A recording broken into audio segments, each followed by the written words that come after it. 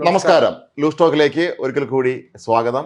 ഒരു വലിയ യുദ്ധം കഴിഞ്ഞിട്ട് അയ്യോ, അതെ നമ്മള് സത്യം പറയാം ഇന്നലെ ആയിരുന്നു ഈ ലൂസ് ടോക്ക് നമ്മൾ ചർച്ച ചെയ്യാൻ കുറെ കാര്യങ്ങളുണ്ടായിരുന്നു നമുക്ക് സംസാരിക്കണമെന്നുള്ളത്. പക്ഷെ ഈ ഒരു ഇന്നലത്തെ പ്രളയത്തിനിടയിൽ ഇന്നലെ പിന്നെ നമുക്ക് ലൂസ് ടോക്ക് എടുക്കാൻ കഴിഞ്ഞില്ല. കാരണം നമുക്ക് എല്ലാവർക്കും അറിയാം അത്ര ഒരു അനിശ്ചിതത്വം ആ തിരക്കും ഒക്കെ സമയത്ത് ആയിരുന്നു. നമ്മൾ എത്ര പറഞ്ഞാലും അതിനകത്ത് കാര്യമില്ല, നമ്മൾ അതെ, അതെ. വിശകലനം ചെയ്താലും കാര്യമില്ല. അപ്പം നേരിട്ടുള്ള ഈ ഒരു റിസൾട്ട് അത് ഇറങ്ങിക്കൊണ്ടിരിക്കുകയായിരുന്നു. ഏകദേശം അവസാന ഘട്ടത്തിലായെങ്കിലും നമുക്ക് ഏകദേശം ചിത്രം കിട്ടി. എന്നാലും അത്ഭുതങ്ങൾ സംഭവിക്കുമെന്ന് കണ്ട് അതെ അതെ. ഇപ്പൊ ഉദാഹരണം പറയുകയാണെങ്കിൽ നമ്മുടെ ആറ്റിങ്ങൽ മണ്ഡലം വലിയൊരു സസ്പെൻസ് ആയി പോയി. ആരും പ്രതീക്ഷിച്ചില്ല. കാരണം അവസാനം വരെയും ഒരു വീറിട്ട മത്സരം. കാരണം ഒരു ഫോട്ടോ പരിശീലനം, കാരണം ഒരു 4000 പിന്നെ അതുപോലെ 600 വരുന്നു, അവസാന ഇഞ്ചൊക്കെ ആയപ്പോഴത്തേക്കും 600-ൽ നിൽക്കുന്നു. അങ്ങനെ എന്തും സംഭവിക്കുന്ന ഇതുപോലെ ഒരു അനുഭവം നമുക്കുണ്ടായിരുന്നത് 89 ലോക്സഭ ഇലക്ഷൻ ഇതുപോലെ ഞങ്ങളുടെ മണ്ഡലത്തിൽ അന്ന് ചെറിയങ്കീടാണ് ആറ്റിങ്ങൽ. തലക്കുന്ന് ബഷീറും സുശീല ഗോപാലും കൂടെയാണ് മത്സരിച്ചത്. അതിന് മുമ്പ് 84 തലക്കുന്ന് ബഷീർ വലിയ ഭൂരിപക്ഷം ജയിച്ചതാണ്. അത് കഴിഞ്ഞിട്ട് 89 മത്സരിക്കുമ്പോൾ ഇതുപോലെയായിരുന്നു. അന്ന് ടെലിവിഷൻ റേഡിയോയിലാണല്ലോ. അപ്പോൾ നമ്മളിങ്ങനെ ആകാംക്ഷയോടെ ഇരിക്കുക. ഞങ്ങളുടെ സ്വന്തം മണ്ഡലമാണ്, നമുക്ക് താല്പര്യം കൂടുതലാണല്ലോ. ഇതുപോലെ തന്നെ ലീഡ് അങ്ങോട്ടും ഇങ്ങോട്ടും മാറി അവസാനം അന്ന് തലക്കുന്ന് ബഷീർ ജയിച്ചു. പക്ഷേ അദ്ദേഹത്തിനൊന്നും ഭൂരിപക്ഷം വളരെ കുറവായിരുന്നു എന്ന് തോന്നുന്നു. എനിക്ക് തോന്നുന്നു അറൗണ്ട് 5000 അങ്ങനെ എന്തോ കുറവായിരുന്നു. അപ്പോൾ ഇതുപോലൊരു അവസ്ഥയായിരുന്നു ഇന്നലെ. അത് ഞങ്ങളുടെ മണ്ഡലത്തിൽ തന്നെ വീണ്ടും പഴയ ചെറിയ ആറ്റിങ്ങലായപ്പോഴാണ്.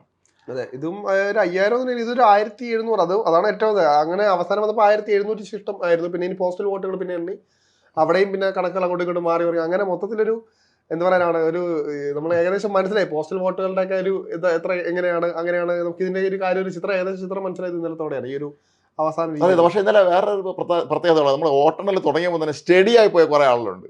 തുടങ്ങിയ നേരം തൊട്ട് മുന്നേ അങ്ങ് അടിച്ചു വിട്ടുപോയി. അപ്പം Dean Kuriakose, N K Premachandran postal എണ്ണിയപ്പോഴാണെന്ന് തോന്നുന്നു മുകേഷ് മുന്നിലായിരുന്നു. അത് കഴിഞ്ഞപ്പോൾ പിന്നെ സ്റ്റഡിയായി. പിന്നെ ഊഹിക്കാം, പൊന്നാനി മലപ്പുറം നമ്മളങ്ങനെ ചിന്തിക്കേണ്ടതില്ല. അത് പിന്നെ അത് എത്ര അങ്ങ് പോകുമെന്ന് നോക്കിയാൽ മതി. ഇതുപോലെ കുറേ സുരേഷ് ഗോപി കുറച്ച് കഴിഞ്ഞു അല്ലേ, സുരേഷ് ഗോപി അത് അവിടുത്തെ വോട്ടെണ്ണം കുറച്ച് വൈകിയും തോന്നും. പിന്നെ വന്നു തുടങ്ങിയപ്പോൾ അദ്ദേഹത്തിനും ഒരു സ്റ്റഡിയായ ലീഡ് അങ്ങ് വന്നു. അതൊരു ഏതായാലും കേരളത്തിൽ ആദ്യം ഈ തെരഞ്ഞെടുപ്പിന് ഒരുപാട് പ്രത്യേകതകളുണ്ട്. കേരളത്തെ സംബന്ധിച്ച് പറയുമ്പോൾ കേരളത്തിൽ ആദ്യമായി BJPക്ക് ഒരു സ്ഥാനാർത്ഥിയെ പാർലമെന്റിലേക്ക് വിജയിപ്പിക്കാൻ കഴിഞ്ഞു എന്നുള്ളതാണ് അവരെ സംബന്ധിച്ച് ഏറ്റവും പ്രധാനപ്പെട്ട കാര്യം. സത്യം പറയുന്നത് BJPയുടെ ഒരു സീറ്റ് കിട്ടിയെന്ന് മാത്രമല്ല അവരെ വോട്ട് വിഹിതം നോക്കുക എല്ലായിടത്തും. അതായത് നമ്മൾ ഈ ന്യൂനപക്ഷ മേഖലയിൽ വടക്കൻ ജില്ലകളിൽ പ്രതീക്ഷിക്കാത്ത പോലെ നമുക്ക് BJPക്ക് വോട്ട് ഷെയർ കൂട്ടാൻ സാധിച്ചിട്ടുണ്ട്. മാത്രമല്ല ഏകദേശം 3.3 ഏതാണ്ട് 4% ഒരു വോട്ട് വിഹിതം വർദ്ധിപ്പിച്ചത്. അത് ചെറിയൊരു കാര്യമല്ല അവരെ സംബന്ധിച്ച്. കാരണം എല്ലാ രീതിയിലും ഇപ്പം നമുക്ക് നോക്കുക, അത്ഭുതപ്പെടും. നമ്മൾ ഈ കാസർഗോഡൊക്കെ 1,00,000-ലേറെ വോട്ടുകൾ നേടി എന്ന് പറയുമ്പോൾ തന്നെ ഒരു അതാണ്. മാത്രമല്ല ഇതിൽ ശ്രദ്ധിക്കേണ്ട മറ്റൊരു പ്രധാനപ്പെട്ട കാര്യം, കോട്ടയം മണ്ഡലത്തിൽ തുഷാർ വെള്ളാപ്പള്ളി അവരവിടെ വലിയ നിർണായകമായി നന്നായി വോട്ട് പിടിക്കാൻ കഴിഞ്ഞവർക്ക്. BDJS BJPയുടെ ഘടകകക്ഷിയാണെങ്കിൽ പോലും അവർക്ക് നന്നായി പെർഫോം ചെയ്യാൻ കഴിഞ്ഞു എന്നുള്ള വളരെ പ്രധാനപ്പെട്ട കാര്യമാണ്.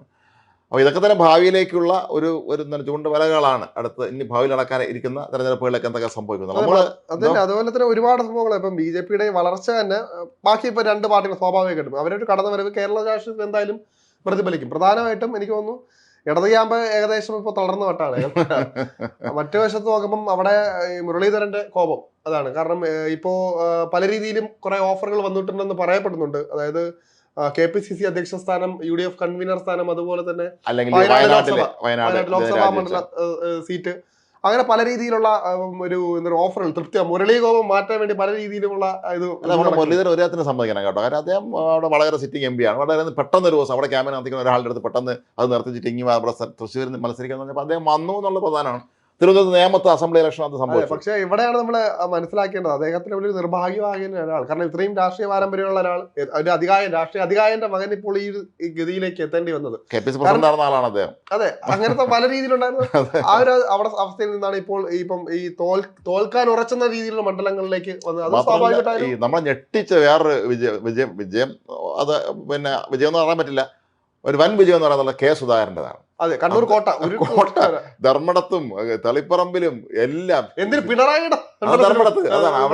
അവിടെ വരെ K. സുധാകരന് വൻതോൽ വോട്ട് കിട്ടിയെന്ന് പറയുമ്പോൾ നമുക്ക് തന്നെ അറിയാം. സാധാരണഗതിയിൽ അസംബ്ലി ഇലക്ഷൻ നടക്കുമ്പോൾ അവിടെ ജയിച്ച് വരുന്ന CPM സ്ഥാനത്തുള്ള ഭൂരിപക്ഷം നോക്കി 25,000 തൊട്ട് മുകളിലോട്ട് കൂട്ടിയാൽ മതി. 40 അങ്ങനെ അങ്ങ് പോവും. നമ്മുടെ ശൈല ടീച്ചറിനൊക്കെ ഇത്തവണ ഏറ്റവും വലിയ ഭൂരിപക്ഷമൊക്കെ ആയിരുന്നല്ലേ. അപ്പോൾ അതുപോലത്തെ ഭൂരിപക്ഷങ്ങളാണ്. അതേ സ്ഥലങ്ങളിൽ സുധാകരനെ ലീഡ് ചെയ്യാൻ കഴിഞ്ഞുവെങ്കിൽ, കഴിഞ്ഞ ലോക്സഭാ തെരഞ്ഞെടുപ്പിൽ സുധാകരൻ ലീഡ് ചെയ്തു, പക്ഷേ ഇതുപോലത്തെ ലീഡായിരുന്നില്ല അത്. ഈ ശക്തികേന്ദ്രങ്ങളിൽ CPM ശക്തികേന്ദ്രങ്ങളിൽ സുധാകരൻ കൂടെ ലീഡ് ചെയ്തുവെങ്കിൽ പോലും. പക്ഷേ ഇത്തവണ അങ്ങനെയല്ല. അതൊരു ശക്തമായ ആക്രമണം തന്നെയായിരുന്നു. മാത്രമല്ല സുധാകരനെ സംബന്ധിച്ച് അദ്ദേഹത്തിന് ഇപ്പോൾ KPCCയിൽ അദ്ദേഹത്തിൻ്റെ ഒരു അപ്രമാദം ഉറപ്പിക്കാൻ കഴിഞ്ഞു. അദ്ദേഹത്തിന് പിണറായി മണ്ഡലത്തിൽ വരെ പിന്നെ വോട്ട് പിടിച്ച് ജയിച്ച ആളാണ് ഞാനെന്ന് പറയാമല്ലോ. മാത്രമല്ല ഡൽഹി ചെല്ലുമ്പോൾ അദ്ദേഹത്തിന് AICC ഓഫീസിൽ ചെല്ലുമ്പോൾ പറയാമല്ലോ, ഏറ്റവും അധികം MP സംഭാവന ചെയ്ത സംസ്ഥാനത്തിൻ്റെ KPCC പ്രസിഡന്റാണ്, PCC അധ്യക്ഷനാണെന്ന് പറയാം. സുധാകരനെ പെട്ടെന്ന് ഇനി മാറ്റി നിർത്താൻ കഴിയുകയില്ല. ഇടയ്ക്ക് അങ്ങനെയൊക്കെ ചില നീക്കങ്ങൾ നമ്മൾ കേട്ടിരുന്നു. ഒറ്റ ദിവസം കൊണ്ട് സ്റ്റാറായി വീണ്ടും തീർച്ചയായും അദ്ദേഹം ഒരു മികച്ച നേതാവ് തന്നെയാണ്, ഒരു സംശയം വേണ്ട കാര്യത്തിൽ. പ്രധാനപ്പെട്ട നമ്മൾ നോക്കിയിരുന്നത് തൃശ്ശൂർ, അതുപോലെ തന്നെ തിരുവനന്തപുരം നമ്മൾ പറയാതിരിക്കാൻ പറ്റില്ല. കാരണം അവിടെയും നമ്മൾ വലിയ അത്ഭുതങ്ങൾ നടക്കും. കാരണം തിരുവനന്തപുരത്തുകാർക്ക് അറിയാം എന്താണ് നടക്കാൻ പോകുന്നത്. ഈ പോസ്റ്റൽ വോട്ട് എണ്ണിയപ്പോൾ തന്നെ രാജീവ് ചന്ദ്രശേഖർ മുന്നിലുണ്ടായിരുന്നു. പിന്നീടും ആ ഒരു ട്രെൻഡ് മാറി പറഞ്ഞു. ഏകദേശം ഒരു ഘട്ടത്തിൽ 23,000-ലേറെ വോട്ടുകൾക്ക് ലീഡും വന്നു. അപ്പൊ തന്നെ BJP ക്യാമ്പുകൾ പഴയതുപോലെ തന്നെ ചേട്ടൻ അറിയായിരിക്കും പണ്ട് ആഘോഷിക്കാൻ പോയതല്ല. അതേപോലെ ആഘോഷിച്ചില്ലെന്ന് തോന്നുന്നു. കാര്യം അവർ അതിൽ അറിയാം. കാരണം അറിയാം അവസാനം അവരെ പതിയിരിക്കുന്നത് അവിടെയാണ്. അവരെ സ്വാഭാവികമായിട്ടും അതും വേറൊരു കാര്യം കഴിഞ്ഞ പ്രാവശ്യം ഏതാണ്ട് 99,000-ൽ ശിഷ്ടം വോട്ടുകൾക്കാണ് ലീഡ് നേടുന്നെങ്കിൽ ഇത്തവണ അത് 15,000 ആക്കി ചുരുക്കാൻ കഴിഞ്ഞു. രാജേന്ദ്രനെ സംബന്ധിച്ച് ശക്തമായ പോരാട്ടം തന്നെയാണ് നടത്തിയത്. അദ്ദേഹം പരാജയപ്പെട്ടു എന്നുള്ള മറ്റൊരു കാര്യം. പക്ഷേ നന്നായി പോരാടി. അത് സംശയം മാത്രമല്ല, ഭാവിയിൽ അദ്ദേഹത്തിന് ഇവിടെ കേന്ദ്രീകരിച്ച് പ്രവർത്തിക്കുകയാണെങ്കിൽ അദ്ദേഹത്തിന് അടുത്ത തവണ തെരഞ്ഞെടുപ്പ് രംഗത്ത് തിരിച്ചുപിടിക്കാൻ പറ്റും. എന്തായാലും നമ്മളിപ്പോൾ ലൂസ് സ്റ്റോക്കിൽ നമ്മൾ എല്ലാ പ്രാവശ്യവും പറയുന്ന പോലെ തന്നെയാണ് ഏതാണ്ട് കാര്യങ്ങളൊക്കെ നടന്നിരിക്കുന്നത്. കാരണം നമ്മൾ BJP വരും, പക്ഷേ കണക്കുകൾ ഇടിയും എന്ന് പറഞ്ഞു. അതുപോലെ തന്നെ ഇന്ന മണ്ഡലങ്ങൾ പറഞ്ഞ സ്ഥലങ്ങളിലൊക്കെ നമ്മൾ ഏതാണ്ട് പ്രവചിച്ചതുപോലെയൊക്കെ തന്നെ വന്നിട്ടുമുണ്ട്.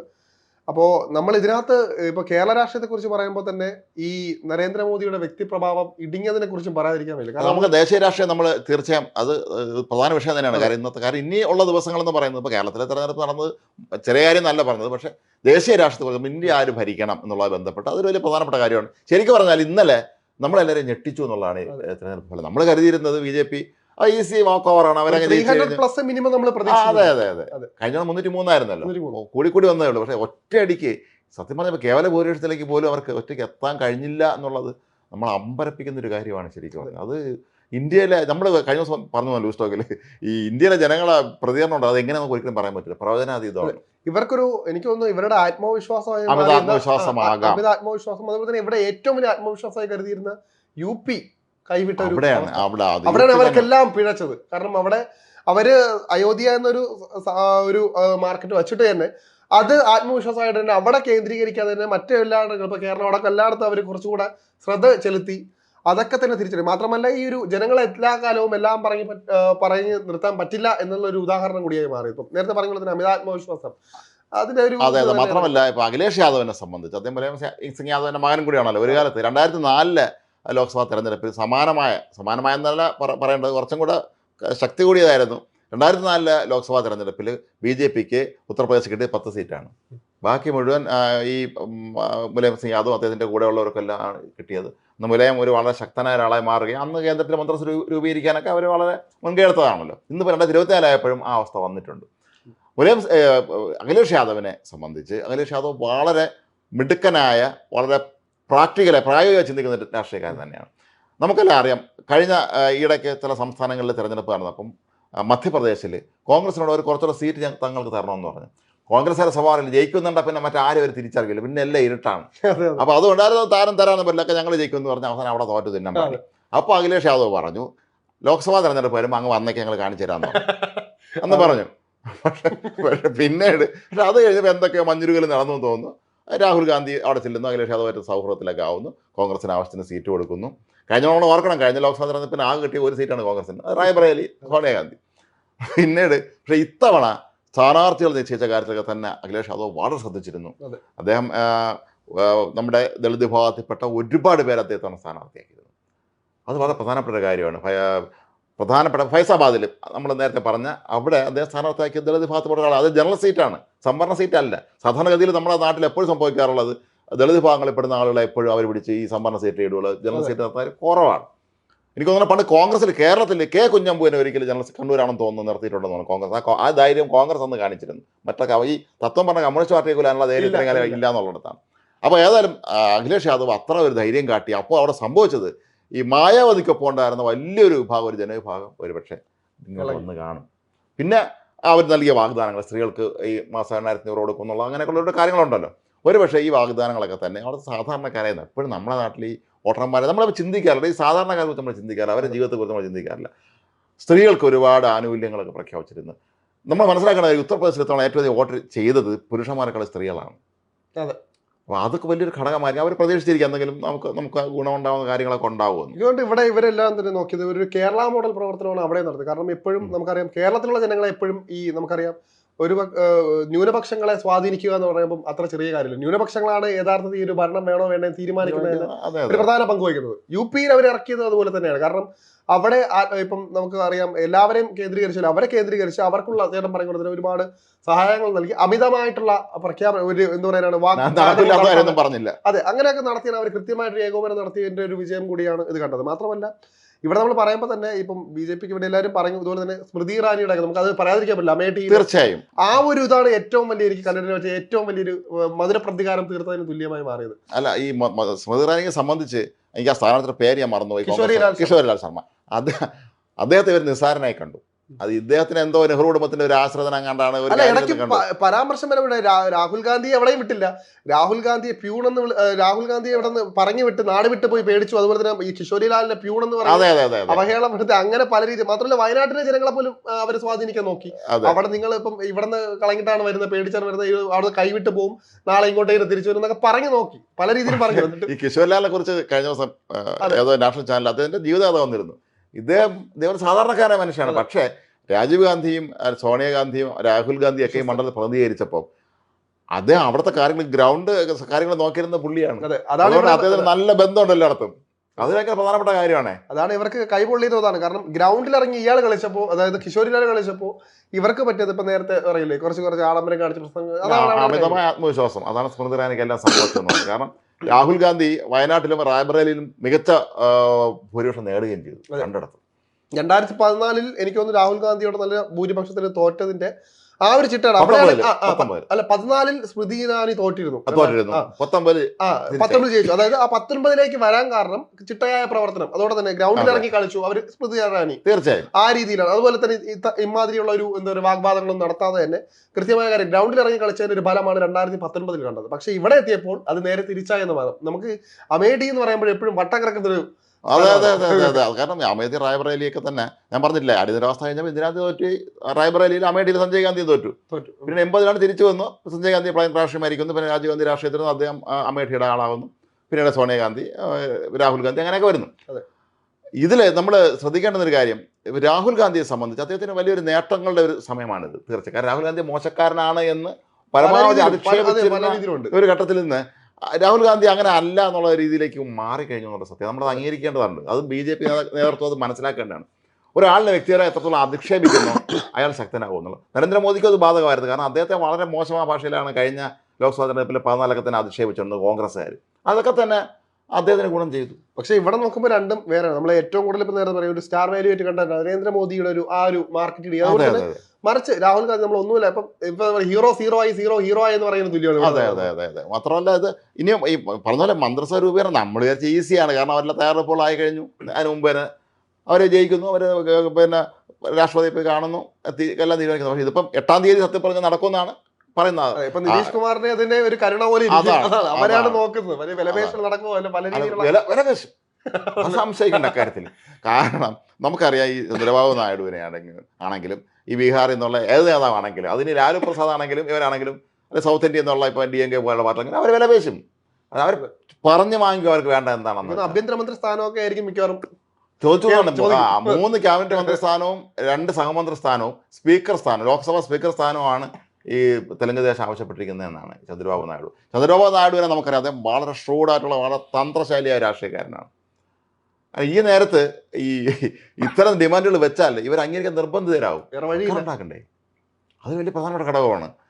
അപ്പോൾ ഇത്തവണ ഒരുപക്ഷെ ഇവരെല്ലാം ഉൾപ്പെടുത്തിക്കൊണ്ട് മന്ത്രിസഭ രൂപീകരിക്കുമ്പോൾ നരേന്ദ്രമോദി ഉൾപ്പെടെയുള്ള പ്രമുഖർ നേരിടാൻ പോകുന്ന ഒരു പ്രതിസന്ധി, ഈ ഇവർക്ക് കിട്ടുന്ന വകുപ്പുകളിൽ അനാവശ്യ തലയിടാൻ പറ്റില്ല. അപ്പോൾ നേരത്തെ ആണെങ്കിൽ BJP മന്ത്രിമാരാണ്, അവരങ്ങനെ വലിയ പ്രശ്നമൊന്നുമില്ല, അഴിമതിക്കാരൊന്നും ആയിരുന്നില്ല. അപ്പോൾ അവർക്ക് കൃത്യത കൊണ്ടുപോകാൻ അധികാരമുണ്ട്. ഇതൊരു പാർട്ടി, അവർ വേറെ രാഷ്ട്രീയ കക്ഷിയല്ലേ. UPA സർക്കാരിൽ സംഭവിച്ചത് ഇവിടെ സംഭവിക്കാതിരിക്കാൻ അവർ ഒരുപാട് ശ്രദ്ധിക്കേണ്ടി വരും. UPA സർക്കാരിൽ അന്നുണ്ടായത് കോൺഗ്രസ് നേതാക്കന്മാരുടെ പേര് കോൺഗ്രസ് മന്ത്രിമാരുടെ പേര് അഴിമതി ആരോപണം കുറവായിരുന്നു. കൂടുതൽ ഘടകകക്ഷികളാണ് അന്ന് ഈ പ്രശ്നം മുഴുവൻ ഉണ്ടാക്കിയത്. എപ്പോഴും കക്ഷികൾ ചേരുമ്പോഴാണ് അവിടെ എനിക്ക് തോന്നുന്നു ഈ അതെ, അതെ. ഡിമാൻഡുകൾ വരുന്നത്. അത് കാരണം അത് ബുദ്ധിമുട്ട് സാധാരണ ആൾക്കാർ തന്നെ അത് ബുദ്ധിമുട്ടാണ്. ഇവരെ നമുക്ക് വിശ്വസിക്കാനൊന്നും പറ്റും. ഇന്നിപ്പോൾ തന്നെ ബീഹാറിൽ നിന്ന് നിതീഷ് കുമാറും തേജസ്വി യാദവ് ലാലു പ്രസാദിന്റെ മകൻ ഒരു ഫ്ലൈറ്റിലാണ് യാത്ര ചെയ്തേക്കാൻ ഡൽഹിയിലെത്തേക്ക്. രണ്ടുപേരും അപ്പുറം മുന്നിലും പുറകിലും ഇരിക്കുകയാണ്. അപ്പോൾ അതിന്റെ ഫോട്ടോ എടുത്ത് ഏതായാലും വാർത്താ ഏജൻസി കൊടുക്കുകയും ചെയ്തു. അപ്പോൾ ഏതായാലും ബീഹാറിൽ നിന്ന് ഡൽഹി വരെ പറക്കാനുള്ളൊരു സമയമുണ്ട്. ആ സമയത്ത് വേണമെങ്കിൽ ചർച്ച ചെയ്യാം, അങ്ങോട്ടേക്ക് ഡിമാൻഡുകളൊക്കെ വേണമെങ്കിൽ കൈമാറാം. അതുകൊണ്ട് ആരെ വീഴ്ത്തിയെന്ന് നമുക്ക് പറയാൻ പറ്റില്ല. ഈ പണ്ട് ഇങ്ങനെ പറയുമായിരുന്നു, തിരുവനന്തപുരത്ത് നിന്ന് അന്ന് ഇത്രയും ഫ്ലൈറ്റ് ഒന്നും ഇല്ലായിരുന്ന കാലത്ത് തിരുവനന്തപുരത്ത് മലബാർ എക്സ്പ്രസ് ഉണ്ട്, രാത്രി ഇവിടെ നിന്ന് പോകുന്നു. മലബാർ എക്സ്പ്രസ് അതാണ് ഈ രാഷ്ട്രീയക്കാരുടെ ചർച്ചാഗതി എന്ന് പലരും പറയുമായിരുന്നു. കാരണം ഈ ട്രെയിനിലാകുമ്പോൾ രാത്രിയല്ലേ, ഈ യാത്രക്കാർ കിടന്ന് ഉറങ്ങിയായിരിക്കും, വലിയ നേതാക്കന്മാരെല്ലാവരും AC-യിലോ അല്ലെങ്കിൽ ഫസ്റ്റ് ക്ലാസ്സിലൊക്കെ ആയിരിക്കുമല്ലോ. അപ്പോൾ അവർ സംസാരിക്കാമല്ലോ, പക്ഷെ ആരും ശ്രദ്ധിക്കുന്നില്ല എന്താണ് സംസാരിക്കുന്നത്. അത് അപ്പം അന്നിങ്ങനെ പല ഇത്തരത്തിലുള്ള രാഷ്ട്രീയ നീക്കുപോക്കുകളും ഡീലുകളൊക്കെ നടന്നിരുന്ന ഈ ട്രെയിനിൽ വെച്ചാണെന്ന് പറയും. അതൊരു ഫ്ലൈറ്റിൽ ഒരു വന്നിരിക്കുകയാണ്. അതുപോലെ തന്നെയാണ് നിതീഷ് കുമാറിൻ്റെ കാര്യം. നിതീഷ് കുമാർ ഡൽഹിയിൽ വന്നു, എന്തൊക്കെയാണ് അദ്ദേഹം വയ്ക്കുമ്പോൾ ഡിമാൻഡുകളെന്ന് അറിയാൻ പറ്റില്ല. ഇപ്പം ചന്ദ്രബാബു നായിഡു പറഞ്ഞു കഴിഞ്ഞാൽ ഞങ്ങൾ NDA-യുടെ ഭാഗം തന്നെയാണ്, ഞങ്ങൾ BJP-ക്ക് ഒപ്പമാണെന്നൊക്കെ അദ്ദേഹം പറഞ്ഞു. എങ്കിലും അല്ല, പ്രത്യക്ഷത്തിൽ പറയും. കാരണം ഇനിയിപ്പോ എനിക്ക് തോന്നുന്നു സത്യപ്രതിജ്ഞയുടെ തീയതി വരെ ഏകദേശം കഴിഞ്ഞു. 8-ാം തീയതിയാണ് സ്ഥലം ശിവാജി ഒരു ഇതാക്കി 350-ാം വാർഷികത്തോടനുബന്ധിച്ച് എല്ലാവരും. അതുകൊണ്ട് തന്നെ BJP സംബന്ധിച്ചൊരു അഭിമാനം ഇതാണ്. കാരണം കഴിഞ്ഞ ദിവസം തന്നെ മോദി തന്നെ വന്ന് പറഞ്ഞിട്ടുണ്ട് അധികാരം വരാൻ പോകുന്നു, സത്യപ്രതിജ്ഞ ചെയ്യുന്നൊക്കെ പറയും. അപ്പോൾ അതുകൊണ്ട് തന്നെ ഇനി അതിൽ നിന്ന് ഒരു പിന്മാറ്റം എന്തായാലും കാണില്ല. അതുകൊണ്ട് തന്നെ ഏത് ഡിമാൻഡും അവർക്ക് മുന്നേ വെച്ച ഡിമാൻഡ് അത് അംഗീകരിച്ചാൽ മതിയാകും. മനസ്സ് രൂപീകരിക്കണമെങ്കിൽ പിന്നെ, കാരണം ഇതൊരു അവസരമാണ്. പണ്ടും ഇത്തരത്തിലുള്ള ഈ നോർത്ത് ഇന്ത്യയിലെ ഇത്തരം രാഷ്ട്രീയ പാർട്ടികൾ അവർ ഡിമാൻഡ് വെച്ച് തന്നെയാണ് വരാറുള്ളത്. മുമ്പൊരിക്കലും എനിക്ക് തോന്നുന്നത് UP മന്ത്രിസഭയിലാണോ എന്ന് അറിഞ്ഞില്ല, തമിഴ് DMK മന്ത്രിമാരായിരുന്നപ്പോൾ ഷിപ്പിംഗ് വകുപ്പ് വേണമെന്ന് അവർ ചോദിച്ചു വാങ്ങിച്ചു. അത് ഷിപ്പിംഗ് അവർക്കില്ലായിരുന്നു, അത് പറ്റില്ലെന്ന് പറഞ്ഞു. ഷിപ്പിംഗ് വകുപ്പ് ഞങ്ങൾക്ക് വേണം എന്ന് പറഞ്ഞ് അത് പിന്നീട് പറഞ്ഞു കേട്ടത് ഈ കുളച്ചൽ തുറമുഖത്തിൻ്റെ എന്തോ ഡെവലപ്മെൻറ്റ് ബന്ധപ്പെട്ടാണെന്ന്. അപ്പോൾ അവർക്ക് ആ വകുപ്പ് വേണം, എന്നാലും അവരെ നാട്ടിലെ കാര്യം ഡെവലപ്പ് ചെയ്യാൻ പറ്റുള്ളൂ എന്ന് അവർക്കറിയാം. ഇവിടെ UP മന്ത്രിസഭയിൽ ഏതാണ്ട് 8-9 അങ്ങോട്ട് കേന്ദ്രമന്ത്രിമാരുണ്ടായിരുന്നാണ്. ഇവിടെ ഒരു ഒന്നും നടന്നതുമില്ല. ഇടയ്ക്കൊരു ഒരു വാർത്ത ഉണ്ടായിരുന്നു, ഈ വിഴിഞ്ഞത്തെ അട്ടിമറിച്ച് വരാൻ പോകുന്നു. അതെ അതെ. അപ്പൊ എനിക്കൊന്ന് ഉമ്മൻചാണ്ടി സർക്കാരൊക്കെ അത് കൃത്യമായിട്ട് ഇടപെട്ട് അങ്ങനെ രീതിയിലൊക്കെ എത്തിയെന്ന്. അതെ അതെ അതെ. അപ്പൊ അതുപോലെ ഇനിയിപ്പോൾ ഇവരെല്ലാം കൂടെ വരികയാണെങ്കിൽ അത്തരത്തിലുള്ള വിഷയങ്ങളുണ്ട്. അപ്പോൾ നമ്മളിപ്പോഴും ചിന്തിക്കേണ്ടുന്ന ഒരു കാര്യം, ഈ ജനങ്ങൾ എങ്ങനെ ചിന്തിക്കുന്നു എന്നുള്ളത് നമ്മുടെ രാഷ്ട്രീയക്കാർ ഒന്നുകൂടെ ചിന്തിക്കുക, ഒരു പുനർവിചിന്തനം നടത്താനുള്ള സമയമാണ്. ഇന്നലെ കുറെ ട്രോളുകളും വന്നത് അങ്ങനെയാണല്ലോ. ഇപ്പം കേരളം ചിന്തിക്കുന്നത് പോലെ UP ചിന്തിച്ചു, UP ചിന്തിക്കുന്നത് പോലെ കേരളം ചിന്തിച്ചു. ആ രീതിയിലാണ് ഇന്നലെ ഫുൾ ട്രോളുകളൊക്കെ വന്നത്. കാരണം അത് തെറ്റു പറയാനും പറ്റില്ല, കാരണം മാറ്റമാണ്. കാരണം നേരത്തെ പറയുമ്പോൾ തന്നെ UP-യിലെ അവരെ നമ്മൾ ആരും ഇത്രയും പ്രതീക്ഷിച്ചില്ല. ഇല്ല. അതുപോലെ തന്നെ കേരളത്തിൽ നമ്മൾ പ്രതീക്ഷിച്ചുവെങ്കിലും ഈ ഒരു എന്താ പറയുക, ഈ ഒരു നാമാവിശേഷമായി പോയി LDF ആ സമയത്ത് തന്നെ ആ രീതിയിൽ. അപ്പൊ അങ്ങനെ ഒരു അത്ഭുതകരമായിട്ടൊരു മാറ്റമാണ്. അത് ആലത്തൂരിൽ തന്നെ വിജയമെന്ന് പറയാമെങ്കിലും അത് K. രാധാകൃഷ്ണൻ എന്ന വ്യക്തിയുടെ പ്രഭാവം തന്നെയാണ്. അതല്ലാതെ CPM-ന്റെ താത്വികമായ കാര്യങ്ങളൊന്നും മനസ്സിലാക്കിയൊന്നുമല്ല ജനങ്ങൾ. രാധാകൃഷ്ണൻ ഇതിലൊക്കെ നല്ല അഭിപ്രായമാണ്. അദ്ദേഹം ഒരു സൗമ്യനായ വളരെ നല്ലൊരു മനുഷ്യൻ, അഴിമതിയാരോടൊന്നും കേൾപ്പിച്ചിട്ടില്ലാത്ത വളരെ ലളിത ജീവിതം നയിക്കുന്ന ഒരു മനുഷ്യനാണ്. ഈ മറ്റുള്ള CPM-ൽ ഈ ആഡംബര പ്രേമികളായ നേതാക്കന്മാർക്കിടയിൽ അദ്ദേഹം ഒരു പാവ മനുഷ്യൻ ജീവിച്ചു പോട്ടെ എന്നുള്ള. അതേസമയം ഇതേ സ്ഥാനത്ത് ഈ പറഞ്ഞ വല്ല കക്ഷികളെ നിർത്തി കൊടുത്തിരുന്ന 8 കളി പൊട്ടിയേനെ, MA ജയിക്കുകയും ചെയ്തേനെ. പക്ഷേ രാധാകൃഷ്ണൻ ആയതുകൊണ്ട് എന്ന് പറയാം. പിന്നെ സുരേഷ് ഗോപിയുടെ വിജയം. നമ്മൾ ശ്രദ്ധിക്കേണ്ട മറ്റൊരു പ്രധാനപ്പെട്ട വിജയമാണ് ലീഗിൻ്റെത്. ലീഗ് ഈയിടയ്ക്ക് നമുക്കറിയാം ഒരുപാട് വിഷയങ്ങളൊക്കെ ഉണ്ടായ ലീഗ് പ്രശ്നങ്ങളും ഒക്കെ വന്നപ്പോഴും ലീഗ് അവർ അപ്രമാദിത്വം നിലനിർത്തിയെന്ന് മാത്രമല്ല അവരെ നില മെച്ചപ്പെടുത്താൻ കഴിഞ്ഞു. 3 ലക്ഷത്തിലേറെ വോട്ടിലാണ്. അതാണ് പറയുന്നത്. മണ്ഡലം അങ്ങോട്ട് വെച്ച് മാറിയത് മഞ്ചേരി പൊന്നാനിയും മലപ്പുറം തമ്മിൽ. എന്നിട്ട് പോലും അവർക്ക് ജയിക്കാൻ കഴിഞ്ഞു എന്നുള്ളത്. 2004 ലോക്സഭാ തെരഞ്ഞെടുപ്പിൽ ഞങ്ങൾ അന്ന് മഞ്ചേരിയും പൊന്നാനിയാണ്, മലപ്പുറം മണ്ഡലമല്ല. അപ്പം അന്ന് ഞങ്ങൾ ജോലി ചെയ്തിരുന്ന മാധ്യമ സ്ഥാപനത്തിൽ നമ്മൾ എല്ലാ സ്ഥാനാർത്ഥികളുടെയും പ്രൊഫൈൽ ചെയ്ത് വയ്ക്കും. അവർ ജയിച്ചു എന്ന് പറയുമ്പോൾ നമുക്കൊന്ന് പ്ലേ ആണല്ലോ, അവരെ ജീവചരിത്രമൊക്കെ ഒന്ന് കാണുക. മഞ്ചേരിയിലെ പൊന്നാനിയിലെ LDF സ്ഥാനാർത്ഥികളുടെ പ്രൊഫൈൽ ചെയ്ത് വെച്ചിട്ടില്ലായിരുന്നു ഞങ്ങൾ. അങ്ങനെ ആവശ്യമില്ലല്ലോ എന്ന് കരുതി. അപ്പോൾ പറഞ്ഞപ്പോൾ എല്ലാവരും പറയോ എന്ത് സമയം കളയണമെന്ന് വിചാരിച്ചു. പക്ഷെ സമയമായപ്പോൾ TK ഹംസ അങ്ങോട്ട് കൊണ്ട് കയറാൻ തുടങ്ങി. നെഞ്ചെടുപ്പും കൂടി നിങ്ങളുടെ പിന്നെ പെട്ടെന്ന് ചെയ്യാതിരിക്കാൻ പറ്റും. എല്ലാവരും പ്രൊഫൈലും കൊടുക്കുകയും ഇയാൾ ജയിച്ചെന്ന് പറയുമ്പോൾ കൊടുക്കാതിരിക്കുന്ന മോശമല്ലേ. അതുകൊണ്ട് പിന്നെ നമ്മുടെ എഡിറ്റർമാർക്ക് ഓടിപ്പറഞ്ഞ് എല്ലാം കൂടെ പെട്ടെന്നൊക്കെ എടുത്ത് എല്ലാവരും ശരിയാക്കി അതങ്ങ് കൊടുത്തു. അപ്പോൾ ഇതുപോലത്തെ സംഭവങ്ങൾ നമ്മുടെ കരിയറിലൊക്കെ നമ്മൾ പലപ്പോഴും ഫേസ് ചെയ്തിട്ടുള്ളതാണ്. അതിൻ്റെ മറ്റൊരു വശമാണ് ഇന്നലെ സംഭവിച്ചത്. BJP-ക്ക് ദേശീയ തലത്തിൽ ഇങ്ങനെ ഒരു അവസ്ഥ വരും നമ്മൾ വിചാരിച്ചില്ല. അതേസമയം ഡൽഹിയിലാകട്ടെ അവിടെ ആം ആദ്മി പാർട്ടിക്ക് ഒന്നും ചെയ്യാൻ കഴിഞ്ഞില്ല എന്നുള്ളതാണ്. 7 സീറ്റും BJP നേടി. നമ്മളെല്ലാം ചർച്ച ചെയ്തിരുന്ന കാര്യമായിരുന്നു.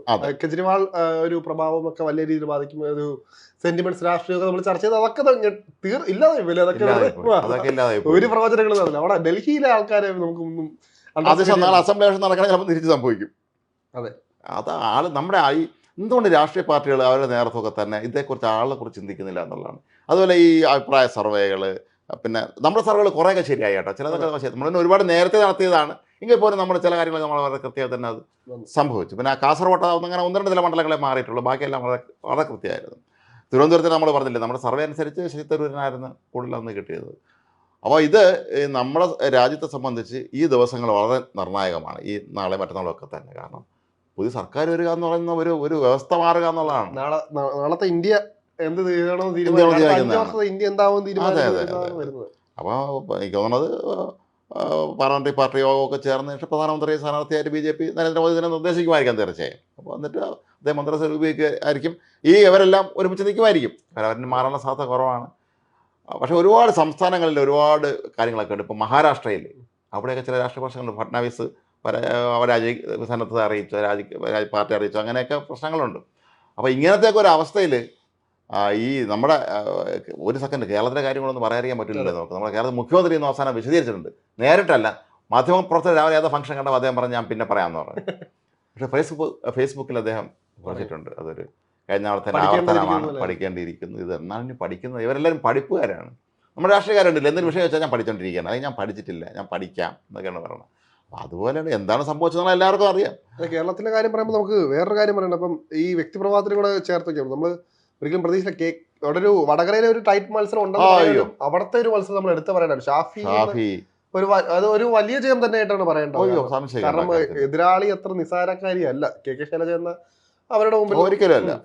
പക്ഷെ അത് മാത്രമല്ല, വടകര നമുക്കറിയാമല്ലോ വലിയ പോരാട്ട ഭൂമിയാണ്. ഒഞ്ചിയോഗം പോലുള്ള വലിയ കമ്മ്യൂണിസ്റ്റ് ഫേസ്ബുക്ക് പോസ്റ്റിൽ അതെ അതെ അത് വളരെ വൈകാരികമായിട്ടുള്ളൊരു. അതുപോലെ ഷാഫിയെ പോലുള്ള ഒരു ചെറുപ്പക്കാരനായ എന്തെല്ലാം മോശമായ രീതിയിലാണ് CPM ഈ വർഗീയത പ്രകടിപ്പിക്കാനും ഒക്കെ പ്രത്യേകത ശ്രമിച്ചത്. എന്നിട്ടും അതിനൊക്കെ അതിജീവിച്ചുകൊണ്ട് ഇപ്പോൾ അവിടെ തന്നെ ഷാഫി ചെല്ലുമ്പോൾ ഷാഫിക്ക് സഹായമായിട്ട് KK രമയുണ്ട്, മുല്ലപ്പള്ളി രാമേന്ദ്രൻ, നമ്മുടെ മുൻ കേന്ദ്രമന്ത്രി മുൻ KP സുരേന്ദ്രൻ, അദ്ദേഹം ആ നാട്ടുകാരനും കൂടെയാണല്ലോ, അവരൊക്കെ വന്നു. രാഹുൽ മാങ്കൂട്ടത്തിൽ, അങ്ങനെ ഒരു വലിയ ചെറുപ്പക്കാർ, അങ്ങനെ ഒരു വലിയ ടീം വർക്ക് അവരവിടെ നടത്തി. അതിൻ്റെയൊക്കെ ഒരു ഗുണമാണ് അവിടെ തീർച്ചയായിട്ടും കണ്ടത്. ഷാഫിയെ പോലുള്ള വ്യക്തിപ്രഭാവമുള്ള നാളെ ഒരുപക്ഷെ ദേശീയ തലത്തിലേക്ക് തന്നെ വലിയ ഉയർന്നു വരുന്ന നേതാവ് തന്നെ. കേരളത്തിലെ കോൺഗ്രസ് സത്യം പറഞ്ഞാൽ അവരെയാണ് മാതൃകയാക്കുന്നത്. ആ ഒരു വടകര മണ്ഡലം അവരുടെ ഒരു പ്രവർത്തനം കൃത്യമായിട്ടൊരു മാതൃകയാണ്. കാരണം അവർ കറക്റ്റ് ആയിട്ടുള്ള രീതിയിലാണ് പ്രതിഷേധമായാലും എല്ലാം ആ രീതിയിൽ അമിതമാവാതെ എന്നാൽ കൊള്ളേണ്ടടുത്ത് കൊള്ളിച്ച രീതിയിലുള്ള പ്രചരണവും പ്രവർത്തനങ്ങളും പ്രതിഷേധങ്ങളും ഒക്കെ ആ രീതിയിലായിരുന്നു അവർ നടത്തിയത്. ഈ ഒരു ആരോപണം വന്നപ്പോഴും അവർ നേരിട്ടതും ആ രീതിയിലായിരുന്നു.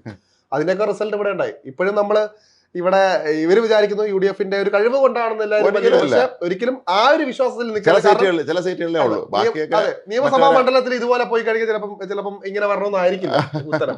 അപ്പൊ അവിടെ ഈ ഒരു വിജയത്തിൽ കഴിഞ്ഞ പ്രാവശ്യം നടന്നു വരും 2019 പോലെ മതിമറക്കാതെ പ്രവർത്തനങ്ങളുമായിട്ട് മുന്നോട്ട് പോകുക. കാരണം ജനങ്ങളുടെ വിഷയം ഇപ്പോഴും തീർന്നിട്ടില്ല. ഈ ഒരു റിസൾട്ട് കൊണ്ട് ജനങ്ങളുടെ പ്രശ്നങ്ങളൊന്നും തീരുന്നില്ല. ഇനിയും ഇതിന്റെ അത് വലിയൊരു ഉത്തരവാദിത്വമാണ് UDFന്റെ തോളിൽ വന്നിരിക്കുന്നത്. മാത്രമല്ല ഈ CPMനെ സംബന്ധിച്ച് അവർ പറഞ്ഞത് ഇടതില്ലെങ്കിൽ ഇന്ത്യ ഇല്ല, ഇന്ത്യയില്ല. അപ്പോൾ ഇടതില്ലെങ്കിൽ ഇന്ത്യ ഉണ്ടെന്നുള്ള അവസ്ഥയിലേക്ക് എത്തി. ആകെ കിട്ടിയ 4 സീറ്റാണ് CPMന്. ഇവിടെ കേരളത്തിൽ ഒരു ചാനലുണ്ട്, നമ്മളെ K രാധാകൃഷ്ണനോട് മാത്രം കിട്ടി. തമിഴ്നാട്ടിൽ DMKയുടെ കാരുണ്യം കൊണ്ട് 2 കിട്ടി. രാജസ്ഥാനിൽ കോൺഗ്രസിന് സഹായം കൊണ്ടാണ് ഒരു സീറ്റ് കിട്ടിയത്. അവിടെ അദ്ദേഹം കൂടെ അവിടെ ജയിച്ചതുകൊണ്ട് ഏതായാലും തൽക്കാലത്തേക്ക് ഈ ദേശീയ പാർട്ടി എന്നുള്ള അംഗീകാരം ഉടനെ ഒഴിഞ്ഞു പോകില്ല എന്നുണ്ട്. കുറച്ചു കാലം കൂടെ ഒരു എക്സ്റ്റൻഷൻ കിട്ടുമെന്നാണ് പറഞ്ഞത്. പല മാധ്യമങ്ങളും പറഞ്ഞത് 2033 വരെ സേഫ് ആണെന്നൊക്കെ പറയുന്നുണ്ട്. എന്താണെങ്കിലും AK ബാലൻ പേടിച്ചതല്ല, എന്താണ് നമ്മളെ ചിഹ്ന മരപ്പട്ടിയും ഈനാമ്പേച്ചേക്കാവും അങ്ങോട്ടൊക്കെ പറഞ്ഞ അതുപോലത്തെ അവസ്ഥ ഉടനെ ഇല്ല. ഇന്ത്യയിൽ മൊത്തം കമ്മ്യൂണിസ്റ്റ് സ്ഥാനാർത്ഥികൾ ജയിച്ചത് 8 പേരാണ്. ഈ 4 പേരെ കൂടാതെ 2 പേര് CPI തമിഴ്നാട്ടിൽ നിന്ന് ജയിച്ചവരുണ്ട്, 2 പേര് CPM അല്ല അങ്ങനത്തെ മറ്റേ സംസ്ഥാനത്തു നിന്ന് വന്നവർ, ഇത്രേ ഉള്ളൂ. അപ്പോൾ സത്യം പറഞ്ഞാൽ നമ്മുടെ നാട്ടിലെ കമ്മ്യൂണിസ്റ്റ് പ്രസ്ഥാനത്തിൻ്റെ തകർച്ച നമ്മളിവിടെ കാണണം. പശ്ചിമ ബംഗാളിൽ ഒന്നുമില്ല, ത്രിപുരയിലൊന്നുമില്ല. എന്തിന് നമ്മുടെ മുഖ്യമന്ത്രിയിൽ അവിടെ ഇലക്ഷൻ ക്യാമ്പയിന് പോയില്ല എന്നുള്ളിടത്താണ്. ഇന്ത്യയിൽ നിന്ന് ആ പാടുള്ള ഒരേ ഒരു കമ്മ്യൂണിസ്റ്റ് മുഖ്യമന്ത്രി കേരളത്തിലാണ്. അദ്ദേഹം സ്വാഭാവികമായി ഒന്ന് ചെന്ന് പഴയ സ്ഥലമല്ലേ പശ്ചിമ ബംഗാളും ത്രിപുരയൊക്കെ ഒന്ന് ചെന്ന് കണ്ട് അവിടെ ഇലക്ഷൻ ക്യാമ്പയിൻ നടത്താൻ അദ്ദേഹം പോയി. അത് വിദേശത്ത്, ഇവിടുത്തെ ഇലക്ഷൻ കഴിഞ്ഞവിടെ തന്നെ. അപ്പോൾ അങ്ങനെ ഇതെല്ലാം ഇനി രക്ഷയില്ല എന്നുള്ളൊരു ചിന്ത ഒരുപക്ഷെ വന്നു കാണുമായിരിക്കും. പറഞ്ഞ തന്നെ ഇവരെ ഒരു അവസാന ദിനങ്ങൾ ചിലപ്പോൾ ആഘോഷിക്കുകയായിരിക്കും. ഈ വിദേശയാത്രയും അതുപോലെ തന്നെ ഇപ്പൊ പറയില്ല ആഡംബരവും ഇതൊക്കെ കാണിച്ച് ഇങ്ങനെ രീതിയിൽ പോലും. കാരണം പ്രവർത്തനം നടക്കില്ല. കാരണം ഏതാണ്ട് തീർന്ന മട്ടാണത്. ഇനി അതിനെ കത്തിച്ചെടുക്കുക എന്നുള്ള പഴയ പോലെ. കാരണം വലിയ രീതിയിലുള്ള ഇത് അപ്പം ജനങ്ങൾ അത്രയും മടുത്തു കഴിക്കും ഇവിടുത്തെ അവസ്ഥ. അതിനൊരു പൊതുചിത്രം കൂടിയാണ് ഇപ്പോൾ ഇലക്ഷനിൽ കണ്ടത്. പലയിടത്തും അവർക്ക് 2ാം സ്ഥാനത്ത് നിന്ന് 3ാം സ്ഥാനത്തിലേക്ക് പിന്തള്ളപ്പെടുന്ന അവസ്ഥ വരെ വന്നിട്ടുണ്ട് കേരളത്തിൽ. നമ്മൾ വിചാരിച്ച വി എസ് സുനിൽകുമാറിന്റെ അവസ്ഥ വരെ നോക്കുക.